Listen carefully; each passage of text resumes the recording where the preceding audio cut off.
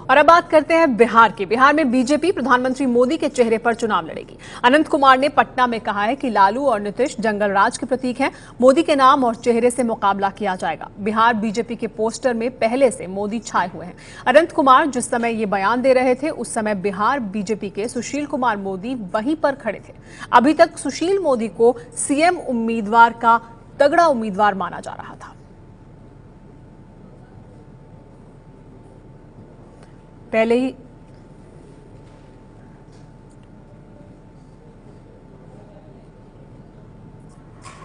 तस्वीरों में आप देख सकते हैं सुशील मोदी ठीक बगल में खड़े हैं अनंत कुमार के, जब अनंत कुमार ये बयान दे रहे हैं कि लालू और नीतीश का जवाब देंगे नरेंद्र मोदी की टक्कर होगी इन दोनों ही नेताओं से।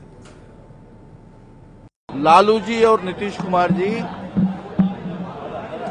जंगल राज का दुस्वप्न है और उस जंगल राज का दुस्वप्न को बिहार की जनता नकारने वाली है और नरेंद्र भाई नेतृत्व की सुशासन को, विकास को, जन कल्याण को अपनाने वाली है।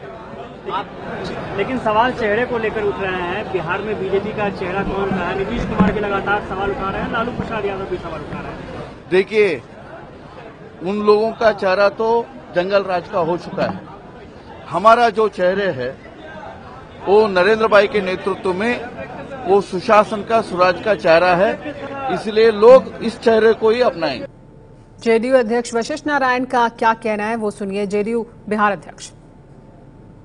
हम बात कर रहे हैं वशिष्ठ नारायण सिंह जी से, जो जेडीयू के प्रदेश अध्यक्ष है।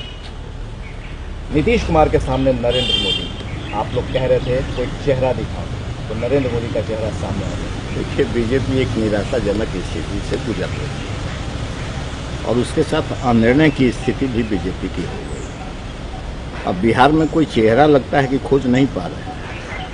एक ऐसी पार्टी हो गई है जो पार्टी यह भी निर्णय नहीं कर पा रही है कि चुनाव में हमारा नेतृत्व कौन करेगा, कौन बिहार का मुख्यमंत्री होगा। यह तो और हास्यास्पद है कि बिहार में चुनाव लड़ा जाएगा नरेंद्र मोदी के नेतृत्व में, तो क्या नरेंद्र मोदी वहाँ का कार्यभार छोड़ के यहाँ कार्यभार ग्रहण करने वाले हैं क्या? ये तो अजीब लगता है। और दूसरी बात, इसके पीछे इन लोगों की एक चाल भी हो सकती है, और वो चाल है कि जाति का मोहरा फिर इस बार ये लोग बिहार की राजनीति में बड़े पैमाने पर खड़ा करने का कोशिश करेंगे। आपको याद होगा कि गांधी मैदान में जब नरेंद्र मोदी जी का भाषण हुआ था तो उन्होंने द्वारिका और जदुवंशियों की भी चर्चा की थी। वो एक तरह से एक जाति के अंदर मैसेज देने की बात थी। और इस बार चुनाव में ये लोग रणनीति यही अपनाने जा रहे हैं। कुशवाहा के बीच में जाएंगे तो कहेंगे कि अमुक व्यक्ति ही बिहार का मुख्यमंत्री होने जा रहा है। भूमिहार के बीच में जाएंगे तो किसी नेता का नाम रखेंगे कि इसी वर्ग से आदमी मुख्यमंत्री होगा। राजपूत के बीच में जाएंगे तो कहेंगे कि यही व्यक्ति मुख्यमंत्री हो जाएगा।